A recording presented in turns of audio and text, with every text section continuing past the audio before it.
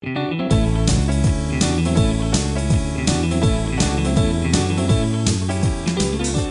recent Ofsted report on design and technology at Key Stage 1 and 2 found that teachers tended to concentrate on the making part of D&T at the expense of thinking about both design and evaluation. The founder of Cornwall's Design and Making Centre and County Advisor for D&T, David Prest, agrees. Teachers tend to concentrate on the end product. They look for things to make rather than looking for things to make, but understanding the knowledge and skills and processes that they need to develop through those activities. In this programme, we'll see how one teacher in Cornwall has taken David Prest's approach to heart, and how other teachers can take what she's doing and apply it in their own classrooms. At Torpoint Infant School near Plymouth, Teresa Wilton teaches a Year 1 class. We filmed her for 2 days as she guided her class through a D&T project about moving pictures. What things can you see, Georgina? The project that we'll be starting today is based on the book Handa's Surprise, and I want the children to be thinking about how to make this book more interesting, more appealing, how to promote the book for younger readers, looking at perhaps making it a moving picture book or a small gift or toy. Which part of the giraffe do you want to make move? They may actually not come up with a product at the end.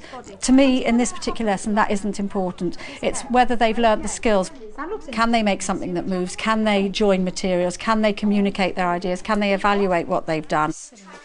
Teresa planned her project to run as a block of work over 2 days. And using footage filmed over that time, Teresa, David and Pauline Hannigan, a Year 5-6 class teacher, look at the approach and reflect on what other teachers might learn from it.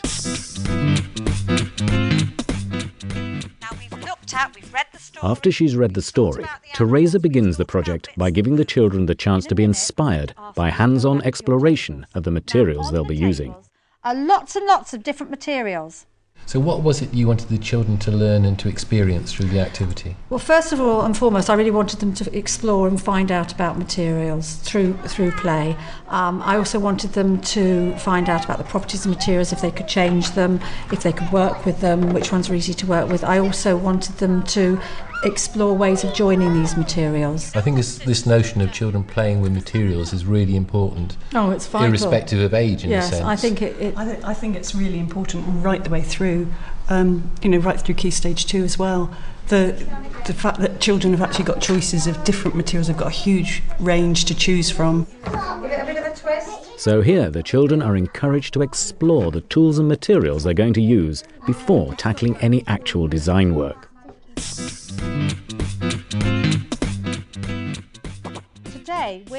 In a group session, Teresa sets out the idea of design criteria and introduces key words, which the children will become familiar with over the course of the project. There are certain things it has to do, and you've got to remember these. Whatever you decide to make must move. It's got to have something that moves. Think here, right, I've got a piece of plastic here, which we call Corex. I might want to use that Corex, but I also might want to use a piece of paper. What am I going to have to think about if I've got these two different materials? Stick them together. Stick them together. Ooh, you're nearly there. Can you think of a different word other than stick? Because we don't have to stick things together. There's a special word beginning with a J. Joining them. I like the way you've pinpointed the technical language and put it on the whiteboard so the children can actually see the words as well as hear the words.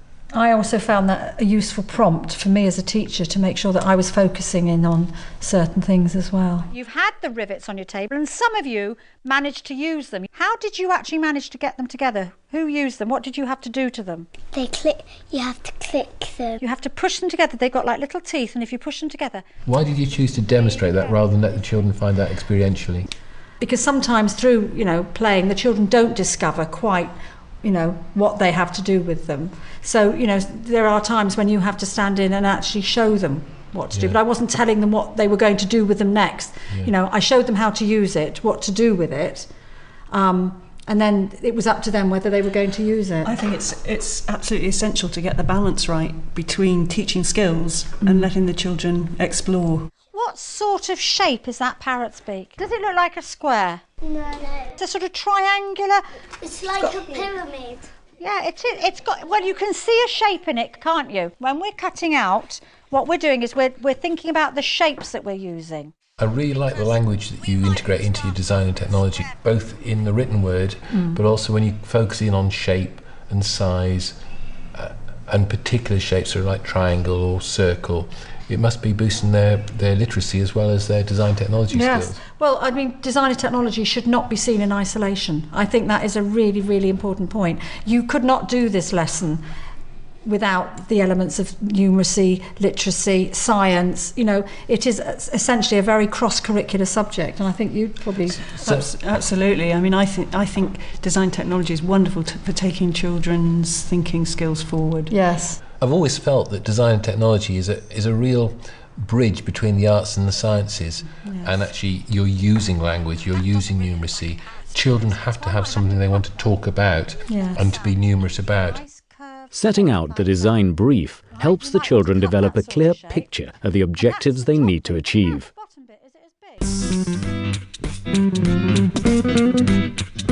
Teresa sets the task: make an object for a younger child based on one of the animals in the book. Now the children get to work on their designs. How could I use my pipe cleaner to join these two bits of Corex together? The clue is using the material, using the holes. I want to see if you can join two pieces of Corex, you two pieces of Corex with a pipe cleaner. The children need a little guidance with the concept of incorporating different movable joints, but nearly all end up making some exciting discoveries. It goes all the way up and then it just round, back the other way and then it back the other way.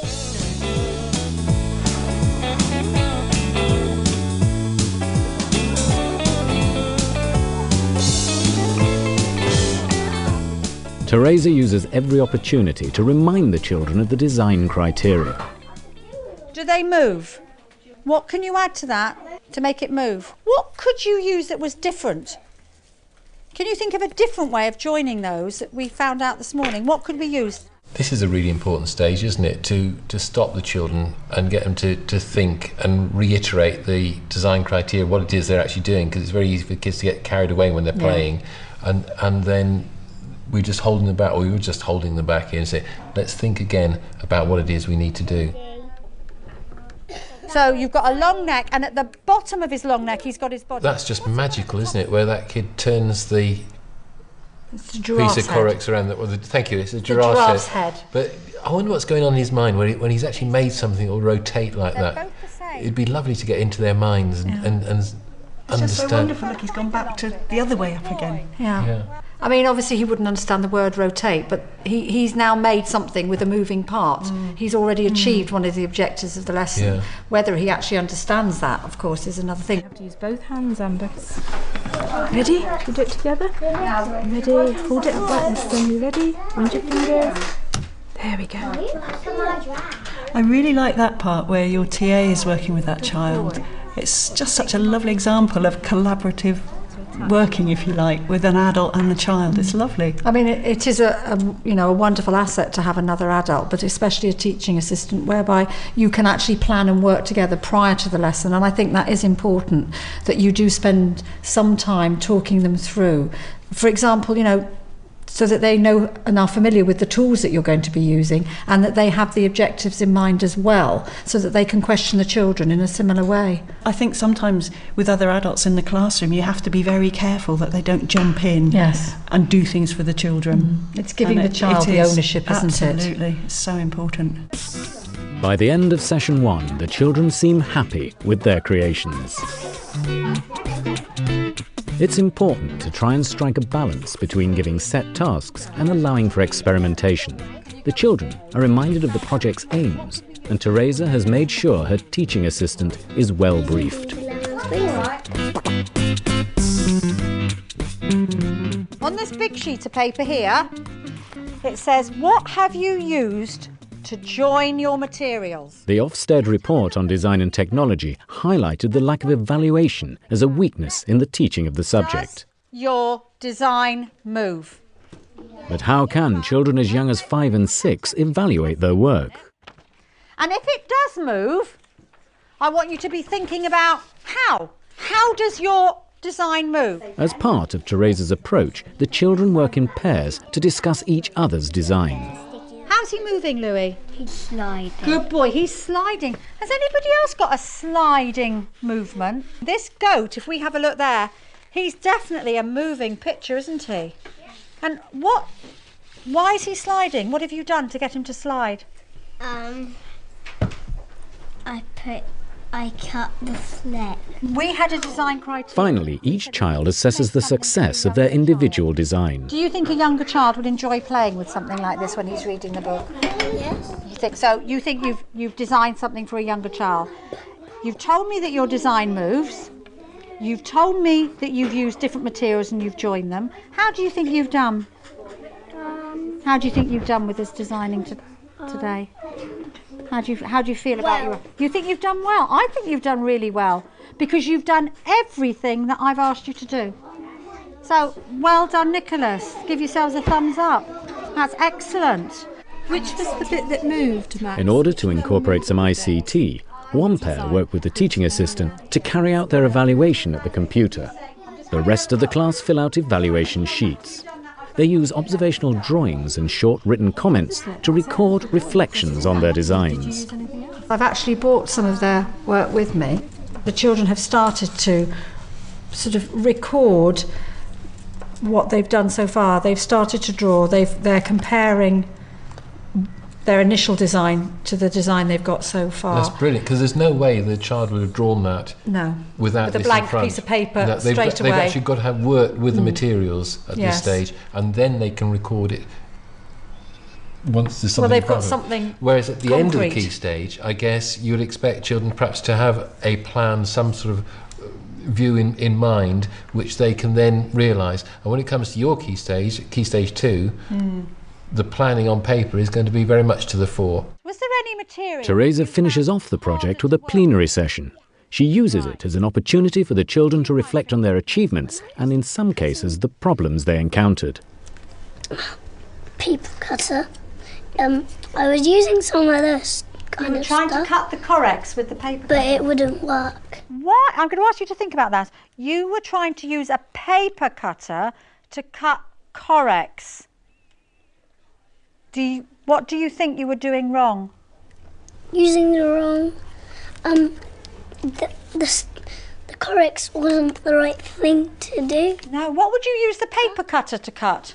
Paper. Well done. So you found out that actually choosing the right tool for the right material is really important. So that was a really good discovery. Well done, Nicholas. They may actually not come up with a product at the end. To me, in this particular lesson, that isn't important. It's whether they've learnt the skills, whether they have achieved what I tend to set out, which is, can they make something that moves? Can they join materials? Can they communicate their ideas? Can they evaluate what they've done? Or that really is the nub of good design technology. Very careful planning, very carefully thinking through the objectives for a unit of work, but allowing children to go off in directions within parameters. Design and technology teaching is about getting the right balance between teaching skills and allowing for experiential learning through materials. Teresa used a familiar text to inspire the children's ideas. If you have support in the classroom, it's important to brief that person well so that they can reiterate the project's design criteria. Finally, look out for cross-curricular opportunities. A detailed lesson plan and copies of worksheets used in this project are available on the Teachers TV website.